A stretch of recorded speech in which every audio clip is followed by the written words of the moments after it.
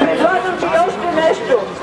Ние уважаваме всички други граждани на тази страна, които не са български произход и имат друга вяра. Стига обаче да изпълняват следните условия. Да обичат България и да почитат нейната история.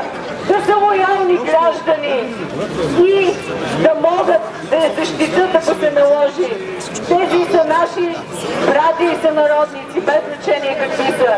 Тези, които рушат България, тези, които се угуват на други държави, тези, които не искат да учат български в училище, тези, които искат тази държава да е бедна и разсипана, те не са наши сънародници.